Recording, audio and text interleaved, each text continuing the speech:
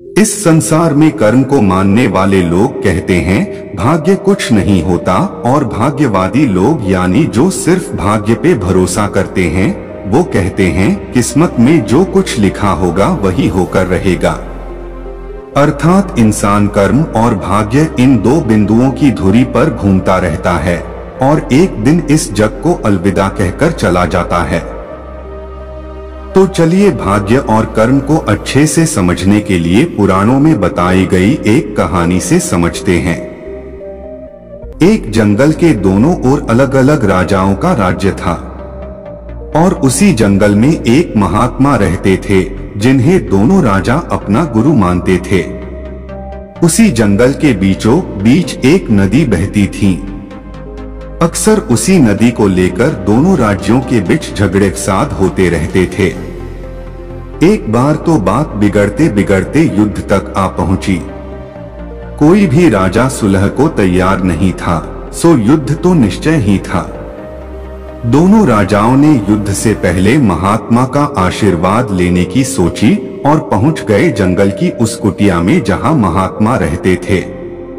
पहले एक राजा आया और उसने महात्मा से युद्ध में विजय का आशीर्वाद मांगा।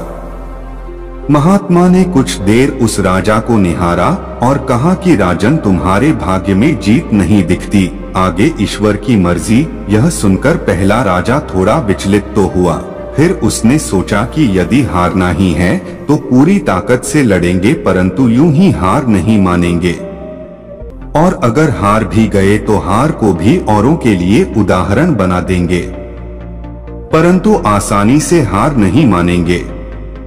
यह निश्चय कर वह वहां से चला गया। दूसरा राजा भी जीत का आशीर्वाद लेने महात्मा के पास आया, उनके पैर छुए और विजय श्री का आशीर्वाद मांगा। महात्मा ने उसे भी कुछ देर निहारा और कहा कि बेटा, भाग्य तो तुम्हारे साथ ही है। यह सुनकर राजा तो खुशी से भर गया और वापस जाकर निश्चिंत हो गया, जैसे कि उसने युद्ध तो जीत ही लिया हो। अंततः युद्ध का दिन आया। दोनों सेना एक दूसरे के आमने सामने थे और युद्ध का बिगुल बज गया। युद्ध प्रारंभ हो चुका था। एक तरफ की सेना यह सोचकर लड़ रही थी कि चाहे किस्मत में हार हो पर हम हार नहीं मानेंगे, हम अपना सर्वश्रेष्ठ कोशिश करेंगे, अपना सर्वस्व झोंक देंगे। और वहीं दूसरी तरफ की सेना एक निश्चिंत मानसिकता के साथ लड़ रही थी कि जितना तो हमें ही है, तो घबराना कैसा। लड़ते लड़ते दूसरी सेना के राजा के घोड़े के पैर का नाल भी निकल गया और घोड़ा लड़खड़ाने लगा, पर राजा ने ध्यान ही नहीं दिया, क्योंकि उसके दिमाग में एक ही बात चल रहा था कि जब जीत मेरे भाग्य में है ही फिर किस बात की चिंता। कुछ ही क्षण बाद दूसरे राजा का घोड़ा लड़खड़ाकर गिर गया, जिससे राजा भी जमीन पे गिर पड़ा और घायल हो गया और वह दुश्मनों के बीच घिर गया। पहले राजा के सैनिकों ने उसे बंधक बना लिए एवं उसे अपने राजा को सौंप दिया। युद्ध का निर्णय हो चुका था। युद्ध का परिणाम बिल्कुल महात्मा के भविष्यवाणी के उलट था। निर्णय के बाद महात्मा भी वहां पहुंच गए। अब दोनों राजाओं को बड़ी जिज्ञासा थी कि आखिर भाग्य का लिखा बदल कैसे गया। दोनों ने महात्मा से प्रश्न किया कि गुरुवर, आखिर ये कैसे संभव हुआ।